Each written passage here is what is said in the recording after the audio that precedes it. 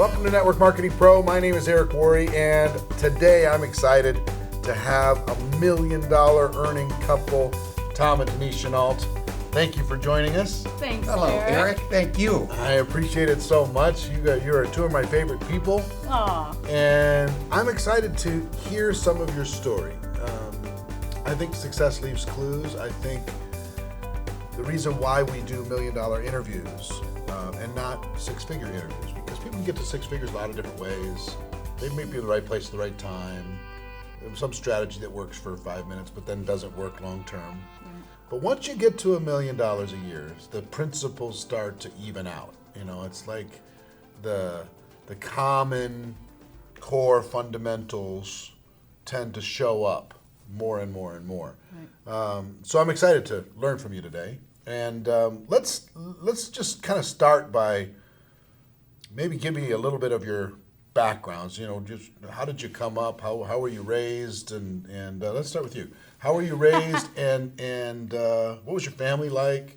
You know, were you born an entrepreneur, or did you become entrepreneurially minded? Tell me. No.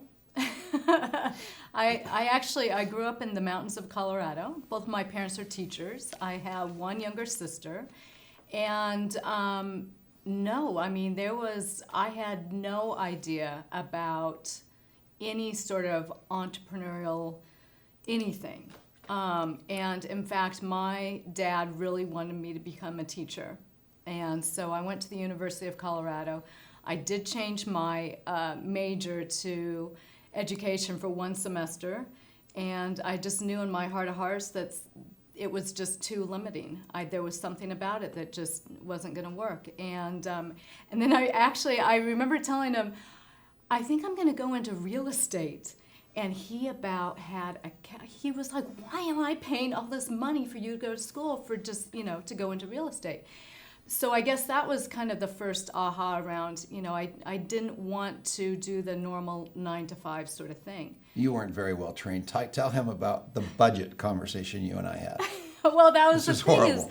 So, my parents both being teachers, I grew up in a fairly affluent community, and I also grew up riding horses and hunters and jumpers, which is a very expensive sport, and so. Whatever, I helped earn my way into horse shows and everything. And then when Tom and I met, I said, well, we better have a budget. And he looked at me and he was like, budget? We just need to make more money. We are not cutting back. We are making more. It was a war. I didn't even know what that looked like. Oh. We have a budget now. Yeah, there's a combination of two, right? Yeah. You out earn your expenses. That's exactly what we do. Right. That's what people in network marketing go, let's just make more. But at some point, if you just keep digging a hole, Yep. You put more and more pressure on yourself. She was right. We have a budget now. Yeah. I mean, we make some okay dough, but we have a budget because she's the boss. The checks are in my name, just Yep. so we are clear. Nice. Super fun. Yeah. So that was kind of your upbringing, just kind of this war between traditional paths versus non-traditional paths. Yeah, and I think that the big aha moment for me was probably reading Kiyosaki's Rich Dad, Poor Dad. Mm-hmm. And that was a real turning point and really opened my, just my vision to what's possible. Right, Yeah. right. How about you, Tom? My whole life story probably boils down to Tommy could have been anything. It started early, like just nuts stuff, like the mayor or the valedictorian or whatever it was. I've always had all the potential in the world, and my intentions have always been incredible, but my outcomes always got hijacked by a bottle of wild turkey. So it was Really? horrible. Oh man, so everything I did, it just started out just really, really well, but most of the time I sabotaged my success, and that was forever, till I was at least 40 years old. So really, so you kind of went between opportunity and sabotage. Constant. Really? Like so many people. Yeah, I wrecked everything. I mean, I had so much just laid out for me, and people just wanted to help me so bad, and I was always my own worst enemy. So was there a trigger that caused, typically caused this sabotage to happen? Because I had, just so you know, for me personally, I had my own battles with self-worth. Yeah. And so I didn't know. I was so ambitious that I wanted the ranks and the levels and the income and all that stuff, but I would sabotage by pulling back. I would sabotage by disconnecting from the team. I would sabotage by being inconsistent, and all of a sudden I was back in the struggle, which I was familiar with. Yeah.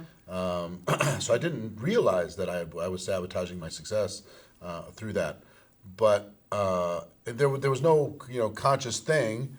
But was there, when it got hard, did you go to the bar? When it got good, because you're very open about your struggles with alcohol.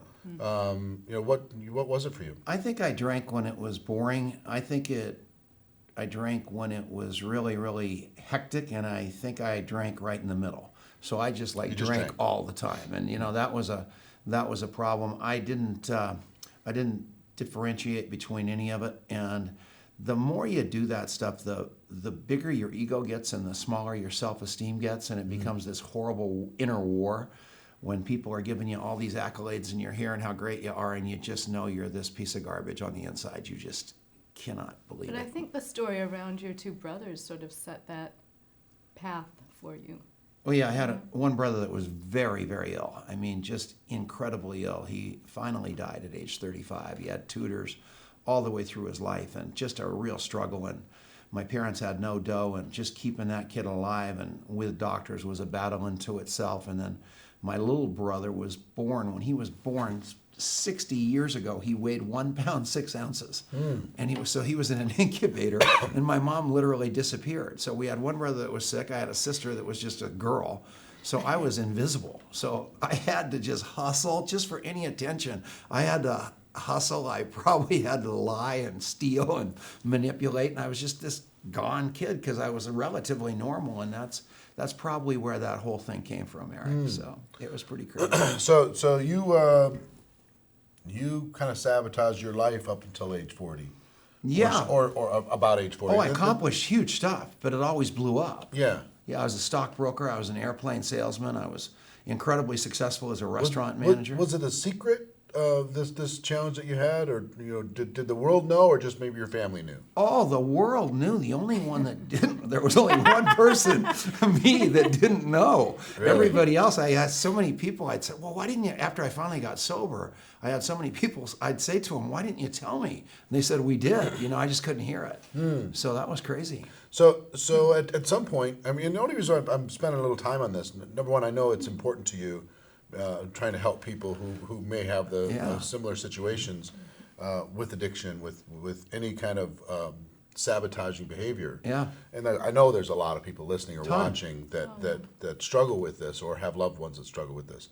What was the turning point? My friend. I took my friend to treatment, which is rehab, and they tried to keep me. So I made a commitment that I was not going to drink during the 30 days he was in rehab. And I lasted about 3. And once I've got the kind of personality that once I realized I had a problem, there was no stopping me. I plugged into AA, and that was in 1987. September 28th, 1988. That was that's when it started, and I've been sober ever since. And so has my friend. So we both made it, which is exciting. Yeah. So what were the changes that happened after you started this process? Everything. It became one of the most harrowing things was somebody said to me, I was sober about 3 months, and the guy said, the alcohol is only a symptom. You have to change everything that got you drunk. And that was really, really a tough thing, because I literally had to learn who I was, fall in love with myself, and start living life on life's terms instead of hiding behind the bottle. And so everything shifted. And your marriage? Which marriage? My first marriage went away. Yeah. Not by her fault, by mine. I wrecked that woman. I wrecked that marriage. I got 2 great children out of it. And tough stuff. Well, I'm going to come back because there's some correlations between learning how to live a sober life and learning how to build a network marketing organization that we can talk about. Absolute parallels. But talk about your first, when were you first introduced to this concept of network marketing? In my first marriage. Mm-hmm. And I don't remember how we met our sponsor, but I was probably in my mid-20s, and I just remember thinking, it was a nutritional company, it tasted horrible, but I loved the concept. And the guy The concept of the product, concept of residual income, you know, yeah. geometric growth, that kind of stuff. Yeah. And our sponsor was somebody that lived, half a state away, and we didn't know him very well. Mm-hmm. And so it was the sort of typical signed us up and then dropped us. Mm-hmm. But then, and so I sought out different avenues of training, and I remember going to a lot of, sort of interesting personal growth seminars around it, and I thought, this is really cool. And then I kind of did what the typical networker does, and I was excited, and I went out, and I was trying to share it, and I got turned down, and I think that my self-worth was such that I couldn't handle that. And I thought, well, I can see how this can work, but it just can't work for me. For somebody. It worked for somebody. Yeah, but obviously not for me. It's not traditional. There was no support system. There's no supervisor to correct you, move you forward. There was no training program unless you sought it out. Yeah, and I think that if I would have had, okay, step 1, do this. Step 2, do this. If I would have had a coach and mentor, it would have made all the difference. Well, and without the structure. I mean, we lack structure in the entrepreneurial world, period. Yeah. Any entrepreneur doesn't come in, and there's no manual for an entrepreneur. No.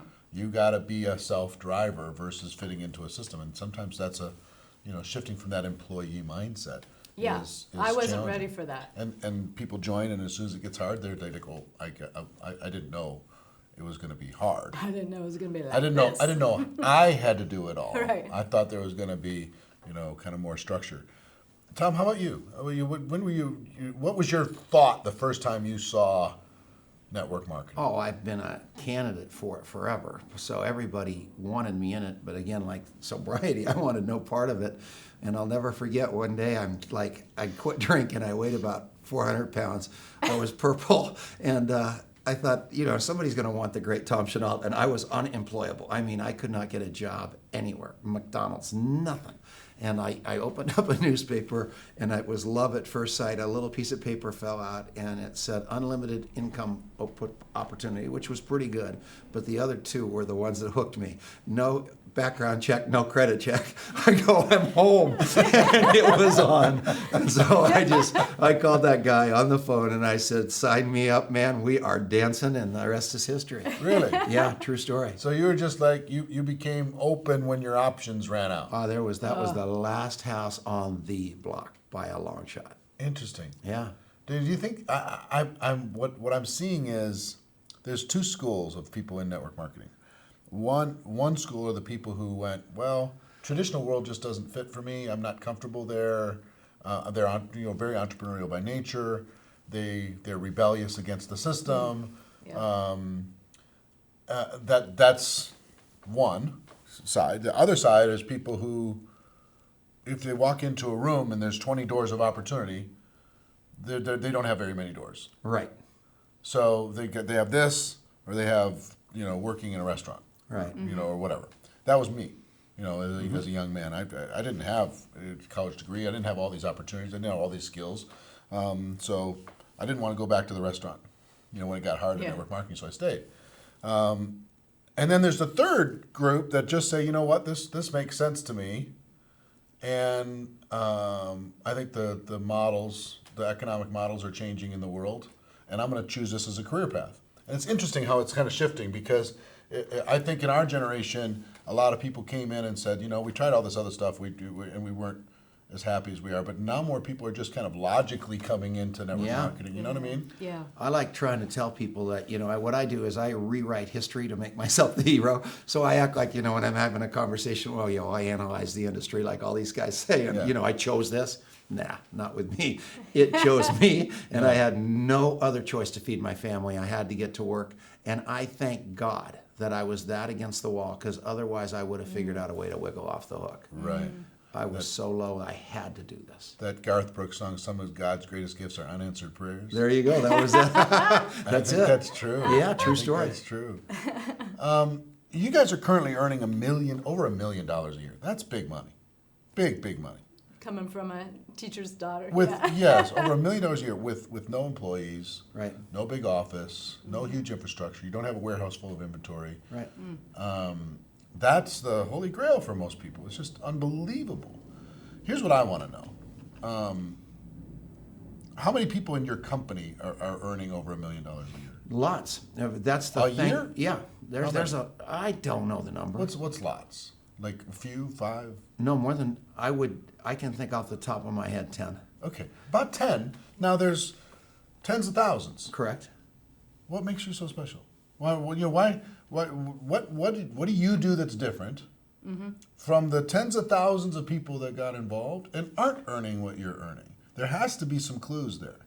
There has to be some things that lead you to be able to enjoy this type of result that other people could learn from. What do you think? What do you think they are? I'll ask you about. Well, first of all, we never quit. You know, it's 18 years down the road, and we made a decision. We decided that, you know, we are going to learn this industry, and we've put in a lot of time and a lot of effort, not only, you know, through events and trainings like what you do, Eric, but also personal development, and we decided to really take it on and learn it because it's that important. And you have the responsibility of your downline to learn it so you can teach it and train it. Yeah, but the audience has got to go, come on. I didn't quit and I learned some skills. That was the difference. There has to be some other stuff because there's other people out there that didn't quit and learned some skills too. Yeah. You know, there's got to be some little something. It is. It's this coffee shop interview that we do. We are every day I interview 2 people and I 3-way one with my upline. Every day. After all these years, that's still what I do. And then tell me what that means, interviewing 2 people. That means I interview people. I'm a radio guy, so I understand the power of interviewing and asking great questions, which I do. And I have a conversation with somebody and I find out where they are. And they tell me what they love about multi-level marketing. They tell me what they don't like about it. They tell me what their life looks like, what their money looks like, what their health looks like. And I make sure I find out what they don't like. And then I wait a couple days and I call them back and I sell them what they told me they wanted to buy. And I don't ask them to buy what they said they hated.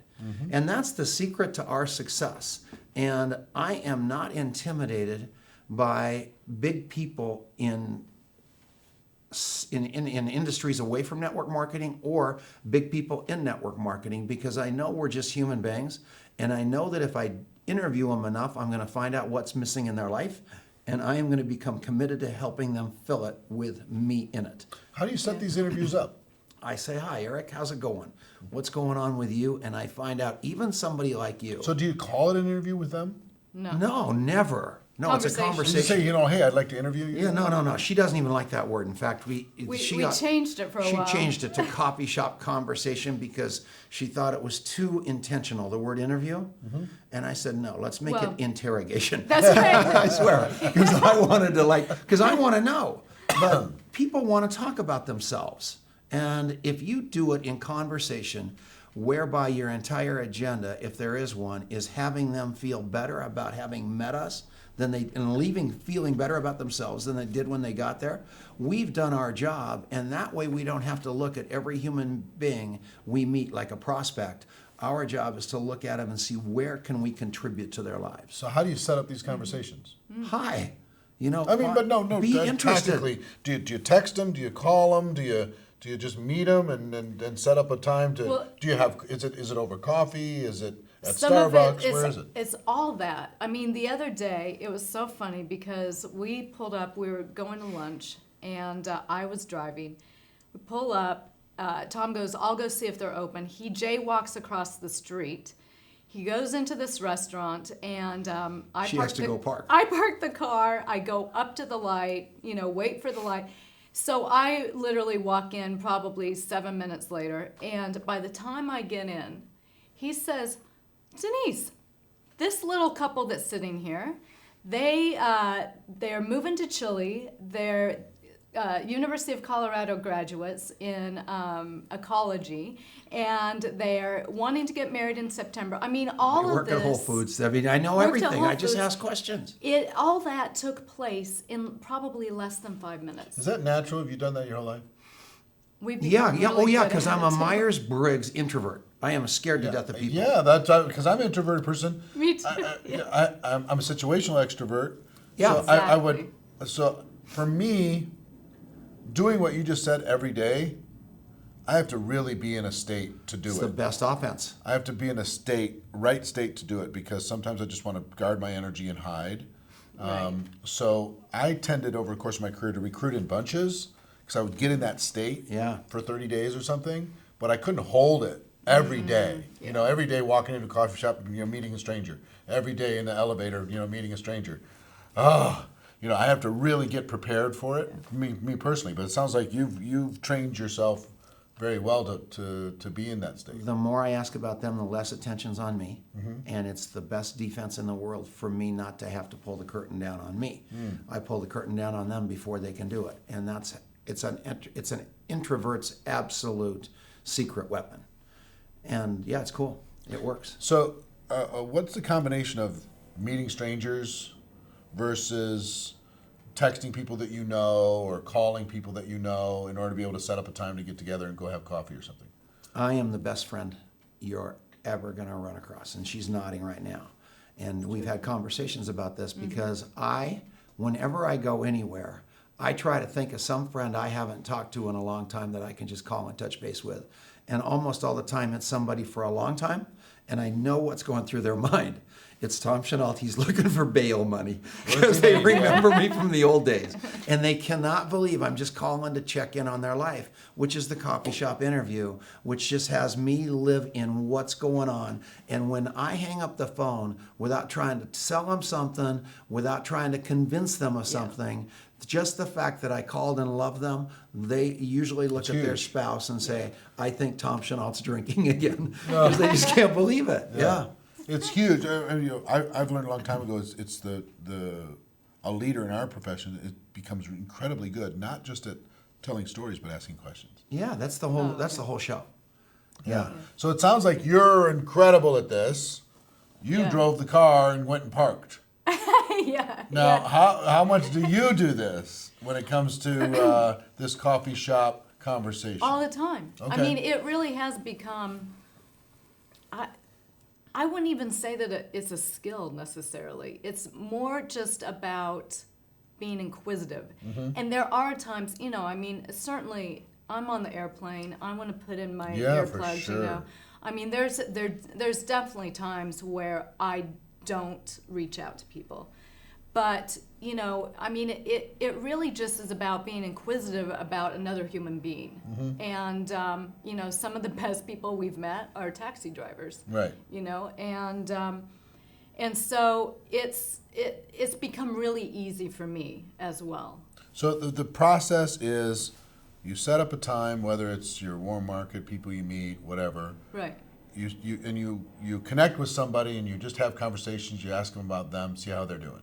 Exactly. Right? And you find stuff out, but you don't necessarily have a conversation about your business right there, unless it's super wide open. Unless it please, and you lays have itself something. out. Otherwise, the greatest thing you can say to somebody is, I've been thinking about you, and I have a product that But a might couple work for days you. later. A The couple next days day, later, it takes the yeah. agenda out, and now somebody's, all I want in my life is having somebody think about me. That's Right. all I care about. So I know that's like the human condition. And when we do that, and then we say on a three-way call, if it's product driven, we send them to a tool. And if they're not going to be building a big business, we usually do the same there, like a video. But if it's somebody big, I just say, man, I was talking to my partner about you, and he wants to talk to you, and it opens up that three-way call. It's just network marketing 101. So you have the conversation, you ask a million questions, find out about them.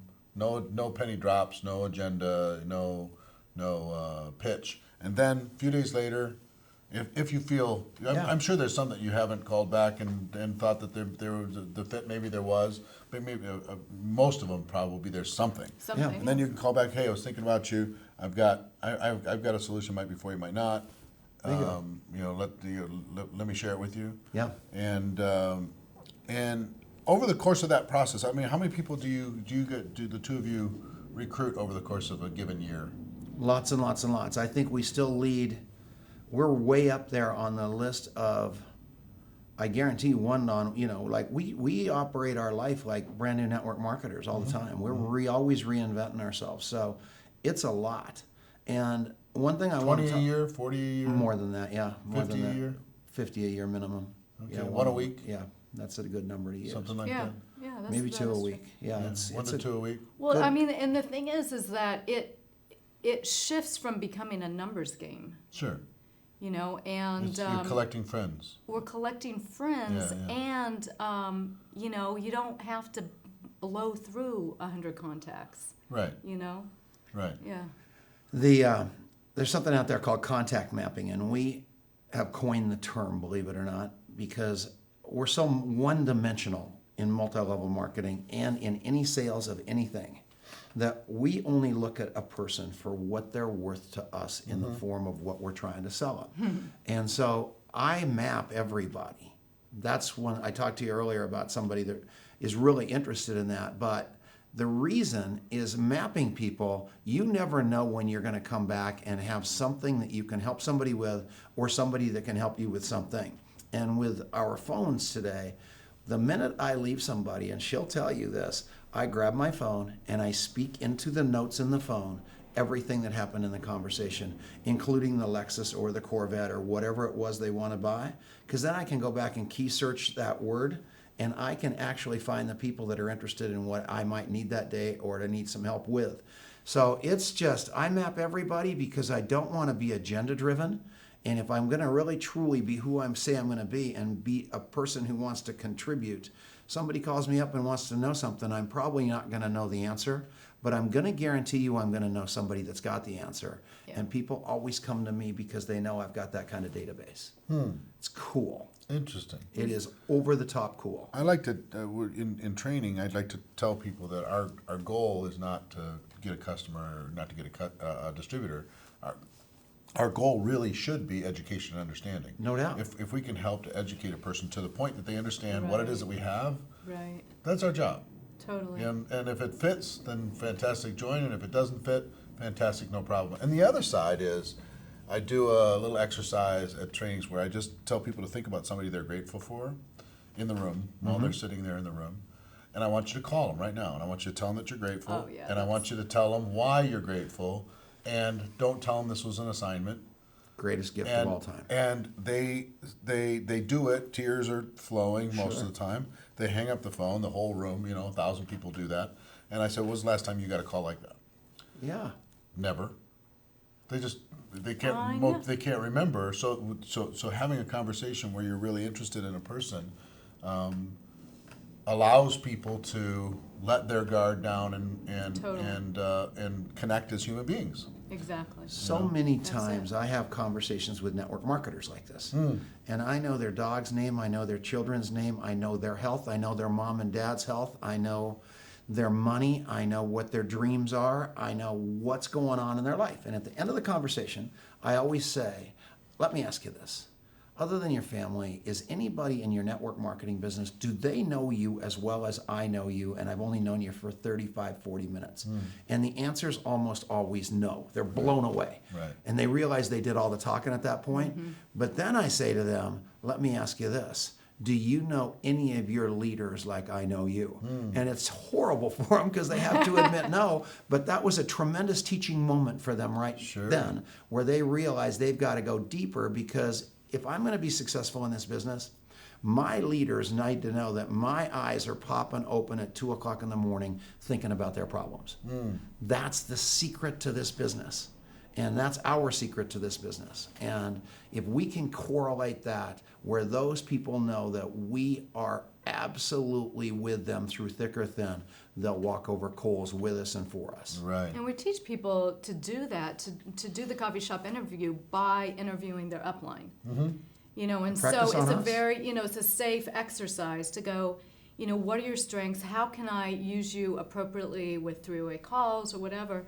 And so if you go and interview, you know, 3 or 4 of your upline success members, then you know, you have that basis to be able to Right. then go out into the world to do it. Another thing that's great about teaching that trick right there, if it's called a trick, is that once you interview your upline, you find out what, you know Why the they're doing perfect arrow to pull out. You Yeah. know, you call me about, you know, hey, Tom, can you help Products. this guy about weight loss? Well, really, I'm not your guy. I can help with the business, but I'm probably not like Jack LaLanne here. You might want to call Denise, but they didn't interview us, so they're just throwing it up there. Use your upline like a sword, too, is all I'm saying. So, Yeah. terrible. So you talk about part of this process, Yeah. third-party tools, whether it's a three-way call, you have your interview, you follow up, that you might have a solution for them, Right? and then you bring in tools. Correct. Exactly. You bring in whether it's a video or whether, you know, everybody has, what I like to tell people is tell your story and do the thing. Whatever the thing is Right. in your company, there's a play the video, listen to the audio, look at the workbook, follow the flip chart, get on a three-way phone call, whatever that thing is. Yeah. So you use three-way phone calls and you use tools. What's the value that you see that third-party tools offer to this process? It makes the process so that anybody can do it. And just as long as they know the appropriate tool, just like what you're saying, whether it's a video or a CD, a meeting is a tool in addition, a three-way call, you know, that takes them out of the middle of it, and they don't have to know everything. And I think that it's all about the actions. And so many times we get bogged down into wanting to know all the information. That takes that piece away. Yeah. What's your thoughts on third-party tools? Have them you have to get the personality out. It's great for me to be able to do this, but if I can't teach you to do it, it's useless, because otherwise I'm a fuller brush salesman. I might as well be Yeah. knocking on every door in Longmont. And so it has to be something that we can give away. And so that's the key. Give away, connect, link, Yeah. three-way call, something. Yes. Anything that's not you. Right. Yeah. It could be the product experience, it could be all kinds of stuff, can be third-party, right? Right. And we've got so many people that are better at doing what we're doing than we are at this point. We're just literally obsolete, Denise and I. Some people are very resistant to the three-way phone call. Yeah, they are. They Yeah. get nervous about it. So it's like, you know, hey, listen, get that person and just connect me and introduce me and Get out let of the way. me help you. And they're like, I don't know, what are you going to do with my Yeah. contact? What's going to happen with this process? You know, it's so unfamiliar because they haven't done it. How do you help a person go from being resistant to it to being accepting of it? It's really pretty fun the way that I finally figured out how to do it. I make people build their lists like everybody does, but then we do mock conversations of that interview and that. So with that first 10 people, I say, let's go through what we're going to say, and we literally practice it. And then they think I'm going to throw them to the wolves, and I go, now we're going to call those people together. And they just flip out because they finally realize that their brain turned on to see how they would have done it, and now they're going to see how I did it with that person, and everything shifts. And So it takes away that fear of the unknown. Yeah. You know, they don't know what to expect. They don't want to be embarrassed. They don't want to lose a relationship. Sure. And so it takes away that unknown. And we teach people to fire their brain and hire their heart, and just once they see that they don't have to be like the Encyclopedia Britannica, they just gotta love like crazy, then love more. Everything shifts for them, and they realize all they really need to be is their best self. And that's, they can't be Tom, they can't be Denise, they can't be Eric, but they can be an unbelievable them if they just give themselves the power to do that and permission. And that's what we're good at showing people how to do. Tell me about events. As you build your organization, do you build small events, lunches, home events? Is it more Absolutely. one-on-one? Is it small groups? Is it hotel meetings? It's What is it? one-on-one to our weekly opportunity meeting. You do that in a to our- hotel? We do Or it. an office or we something? have an office. So you yeah, do it it's at not an very office? big, but yeah. Okay. Because we're And cheap. We don't want to have to pay we got the hotel tired of every- paying for the hotel every week, and then we do a monthly Super Saturday, and so your monthly event, and Do it then like a the quarterly. Super Saturday, kind of a Training. term inside of our business of a training day. Exactly. Yeah, 4 hours. Okay. And then that funnels into a quarterly rally, which is a company. Kind and of a then, regional event Yep. in your area. And then a yearly convention. Okay. So yeah, totally. You totally use Do you the use event system. some companies use home parties, some don't. But do you guys use home parties? We do as well. I mean, our platform is such that you can do it either way, and I really think that. When we look back on our business, where it's sort of maybe gotten a little stagnant, is when people stop doing the home meetings. We just read it. And we are introverts. Yeah. So having that kind of deal is Yeah, a little that's- tough on us. Yeah. So she just read a book and put it on my desk to read on how to have Mastermind dinners. Mastermind dinners. Well, that's Like cool. a pot, like on a Sunday night, and invite people over and do all Like that stuff. 8 Which people, and that feels, for me, that's more comfortable than. Well, I'm an introvert too, so this is a confession interview. Is home meetings made me break out in hives. Yeah. To drive to somebody's home, come in as a stranger, as a presenter to a bunch of other strangers, was something that was very nervous. What got me to finally do it was somebody said, Eric, it's not about the one that you're doing. Because I wasn't seeing enough return to go to deal with the pain. Yeah. Right. Just personally. Right. As an introvert. So they said, Eric, you do one. But if you do the one and you tell the story on the one, you can get 1,000 to happen on a weekly basis. Right. Yeah. Within your team. And that now you have Get leverage. it out of your home. So you go through pain. No, you just go through pain that one time yourself. Yeah. Tell the story. You can get 1,000 people to do it. I went, oh, okay, fine, Right, good. Let's get it to that stage. I'll go ahead and do the one. I'll do the blitz. I'll take one. I'll suffer that one time. Yes, because eventually it always ended up nice, and it always ended up comfortable, and people were cool, and you met new friends, but the drive there, man. walking up to the And door. you're kinda not the praying that drive. That nobody- little guy you're riding on your shoulder with you. yes. That guy's the guy you can't stand. We 'Cause were he's, sometimes- they're going to hate In some you. ways, we'd pray that nobody would show up. Yes. I We mean, could just hang out with the distributor and have we'll just train. have a little snack or Yeah. something. But what people need to know is even an Eric Worre and a Denice Chenault are petrified about something Sure. like that. And that's what's so cool. That's why I needed to recruit in bunches. Yeah. Because I could only get my energy to, but it worked for me. Bring in 20 people quick. Yeah. And then work with those 20. Whew. Right. Now we get the camaraderie and the fun stuff that I love. Yeah. Yeah. The training part, get them going, get them competing with each other, get the ranks moving. All that stuff was really And that's fun. why I think it is fun to hear other people's experience, because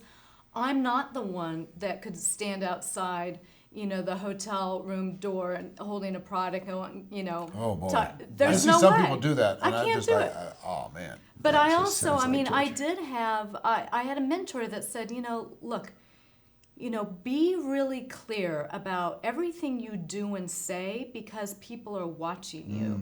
And because at one point I said, what about these stickers on the car? What do you think? And he goes, for the most part, people don't want to drive around with big old stickers on the car. And so that was a really good lesson for me, to really be aware of everything I do and say, that people are watching and following it. Fascinating. Yeah. How do you guys handle working as a couple?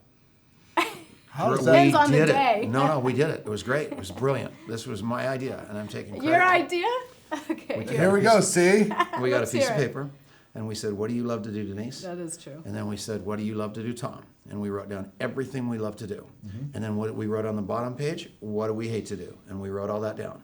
And then on looking at that piece of paper, everything that we had in common, I gave to Denise. So she does exactly what she wants to do every day. I do exactly what I want to do every day. And then we made that the job description of a personal assistant. And we said, here's what you do if you want to be paid by us. You have to love to do this. And we have a woman that works for us now that does all those things. So every day that we work, it is absolute party time because we outsourced what we don't like to do, which is the beautiful thing about multi-level marketing. You find somebody that love to do what you don't want to. And that's this woman, and Denise and I our hair is on fire every day.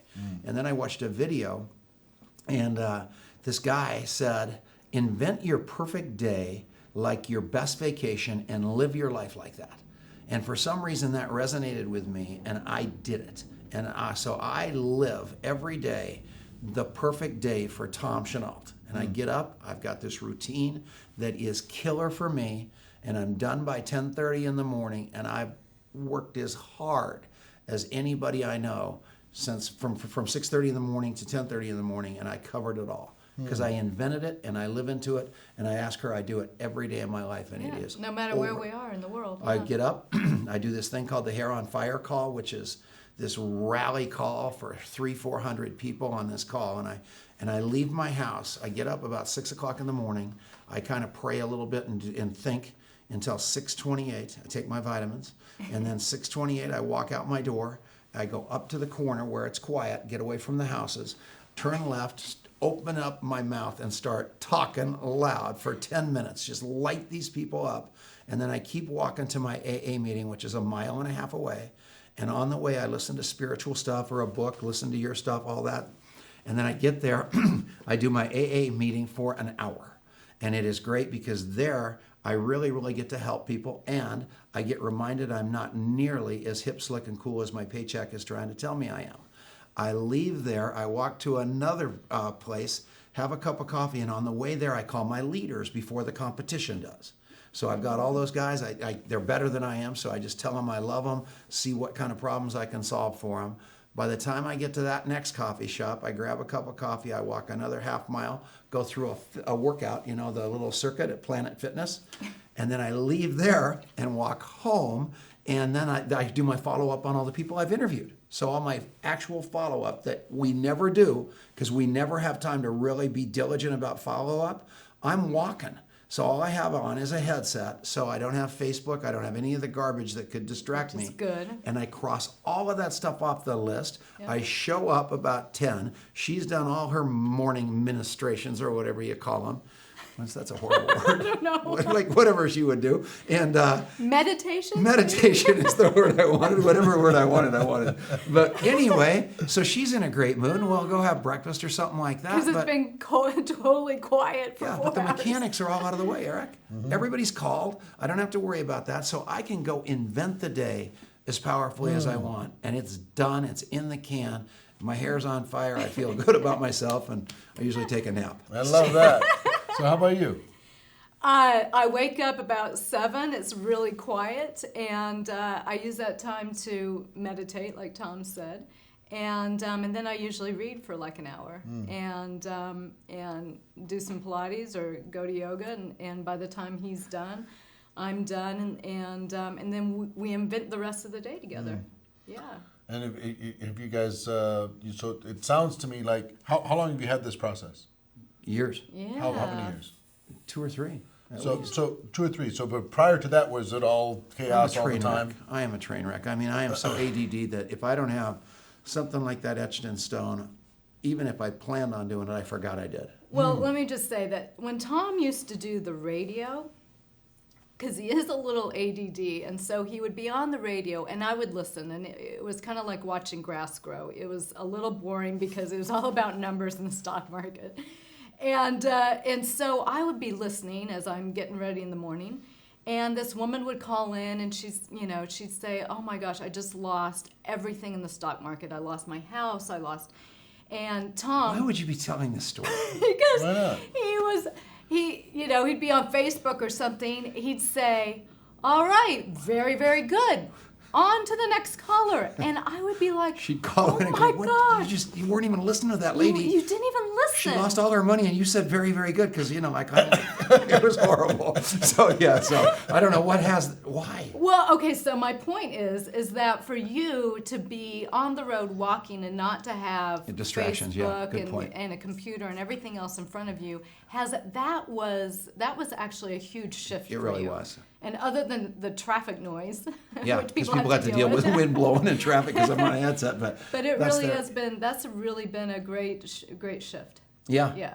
And what's so fun is the other day, I don't know if you saw that, but I walked up to a corner. I looked like a bum, and I had a headset on, and I had in a scarf, and I'm just at the corner, and I walk over to a homeless guy, and I'm going to give him $5, and he goes, "Get out of here, dude! This is my corner." I saw that. Yeah. But that's a compliment to me. I you were a homeless I kid. don't like being hip, slick, and cool. Those are my He people. had his hoodie on. That's where so I great. resonate from. And I hate to say it, but that's not the first time that's happened. No, people are always giving me, because then somebody else, because I'm so old, they told me I would be, if I just would bend over 10 times a day, it would help my balance and my flexibility. So I started doing, and that was like boring as heck, just 10 or 20 times a day. So I started carrying a trash bag and picking up trash. And that really, I was doing good. It was keeping my brain working. And as I was doing that, I was going down Main Street in Longmont, and because I'm so obsessive compulsive, I decided to really, really make my block clean. So I'm like crazy about it. So people are driving by giving me money because they think I'm like, again, I'm one of those guys. So it's really fun. They pull over and hand me $20, and I take it to Have the a county AA people. jail slicker on the back. Yeah, very cute. So my gosh. yeah, it's a I like that routine. That sounds great. my life's got great meaning doing that. It's Yeah. really helped me. Talk about share a few minutes about the correlations that you've found between your journey with sobriety and your journey with network marketing. First of all, Denise and I never get invited anywhere. Because is there anything in the world for any kind of party than a recovering alcoholic multi-level marketer? I mean, no one invites us anywhere. So invite us someplace, will you please? So the second thing is, it's exactly the same. And God's got such a great sense of humor. He put me in the two toughest businesses in the world. Because try to get somebody to stop drinking until they're ready, and there's no way in the world, with all the evidence, their job's gone, their marriage is gone, their money's gone, but it's everything but the alcohol. And so when you go to an AA meeting, you walk in the door and you just don't have you're scared to death, and here's all these people, and you think something's gonna happen, and you sit there, and the meetings normally, I'll never forget, my first meeting lasted like 11 hours. And I walked in and I looked at my watch, and it started at 7 o'clock, and like 5 hours later, I looked at my watch again, and it was like 10 after, because the meetings were like an eternity. And finally, the meeting ended, and I said, "Well, what do I do now?" And they said, "Well, just come back tomorrow." And I go, "What?" And they go, "Yeah, just come back tomorrow, and don't drink between meetings." And I go, "What? You're not going to teach me anything? No, just come back tomorrow." And then when I came back tomorrow, I said, "Okay," so I came back tomorrow, and they said, "Well, you need to go to 90 meetings in 90 days." I said, "I don't have time for that." They said, "Well, you had time to drink." So then I went out and drank. I left because I was such a busy, important stockbroker. Got drunk, crawled back in the door, said, "I'll do 90 meetings in 90 days." So then I crawled back in, and they said, "You have to read this book." I go, "Well, I'm not going to read that book. I'm too smart for that." I didn't read the book. I went out, I got drunk, I crawled back in. "I'll read the book. I'll do 90 meetings in 90 days. Then they said, "Well, you need to have a sponsor to read the book with." Well, I'm not going to tell some sponsor my secrets. So I went out, got drunk, crawled back in. "I will do the 90 meetings in 90 days. I'll read the book. I'll have the sponsor." And they said, "You need to do these steps and tell this sponsor all this stuff." I go, "You're kidding me." So I finally did all that stuff. I went to the 90 meetings in 90 days. I read the book with my sponsor. And I finally got, I graduated. I went through the 12 steps. And I said, "What do I do now?" And they said, "Well, now you've gone through the work. Now go teach other people to do the same thing, and you'll stay sober," which is exactly what multi-level marketing is. What do? You walk into a multi-level marketing meeting. It's completely Chinese. You think you're smarter than everybody else there. But it might be a cult. Yeah, you don't have time to go. You don't read all the books. You don't stay in the system. You don't follow the plan. You decide you're smarter than everybody else. You fall off the lane. Then you come back into the lane again, and all of a sudden it starts to work, and you start following the system. And then what do they tell you? Well, if you're going to be successful, go teach other people. They are identical, which is such a gift for Denise and I, because we already learned it through Alcoholics Anonymous, and now we just go teach people multi-level marketing very much the same way. and it works like a charm. How fun does it feel to help somebody? Oh my God, it's our whole life. I mean, Yeah. you know, saying we would do this for free is 100% true because we have. And we would do it again. And I was thinking about starting over just this morning, believe it or not. I would have no problem starting over. I would have no problem. I know that I could do it at age, and I'm not a young guy. People are retiring at my age. But I am 100% convinced that with the skill sets that we've got right now, God forbid we ever had to start over, it would be absolutely a piece of cake because it's about the human beings we're taking with us and we could find them. Is that cool? That is cool. Well, this audience that's listening or watching they want what you have. They want to have purpose. They want to have meaning. They want to have income. They want to have freedom. They want to have contribution to other people. Why don't you start and then maybe you finish. Look into the camera and give them your best advice. Just, you know, they're maybe sitting there on their computer or walking around the lake or, you know, driving in their car, listening to this or whatever it happens to be. But they're searching for something and have a conversation with them and give them your thoughts. I just think my best advice is just to love people. And, you know, when you love other human beings, when you ask the questions and you're really, truly there listening on a level of no agenda, really wanting to know their story, wanting to serve them in the best possible way, then you open up a level of relationship that doesn't go away. And so even though somebody may say no today, you develop the relationship to the point where they will remember you when something maybe goes wrong and they're looking for something. And they look for you because you've developed that relationship. And when you come at it from the standpoint of all heart, you just can't lose. You know, it's just, it's all about service. And that's what Tom and I are really, really great at. Tom, your advice? Yeah, 100% this is my advice. Don't try to reinvent the wheel. Spend all that same time working on reinventing you. If you can do that, you're going to win this. That system that your company's got that you think you can do better, forget about that. Here's what I want you to do. Go take a quick look in the mirror and make the same commitment to doing the reinvention of you that you want to do on your company systems and things like that. If you're as great as you think you are at all that stuff on that side of the systems and all that, and all of a sudden you start changing yourself and all of a sudden you start becoming the best you that you can be, everything's going to shift. And if you're as good as, you know, the company's going to follow you if you get big. I mean, at that point. So just work on you. I promise you. It's the best, most fun adventure you will ever have because you're going to learn to do that yourself. And then you're going to teach your team to do that with themselves. And you're going to create a better planet as a result of that commitment to yourself. That's the name of this game.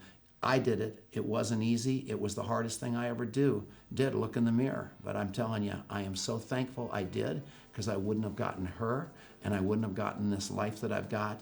And most importantly, I wouldn't have been in love with me. And today I can honestly tell you I am, and it's a great feeling. Thank you. Tom, thank you so much. Denise. Thank you, Eric. Wasn't that I fun? appreciate it. You are the Hold on. We got to finish. We're not done. We're not done. That's our show. Pay it forward. Share it around with the world. Ladies and gentlemen, our wish for all of you is that you decide to become a network marketing professional, that you do decide to go pro. Because it is a stone cold fact that we do have a better way. Now let's go tell the world. Everybody have a great day, and we'll see you next time. Take care. Bye-bye. Thanks a lot.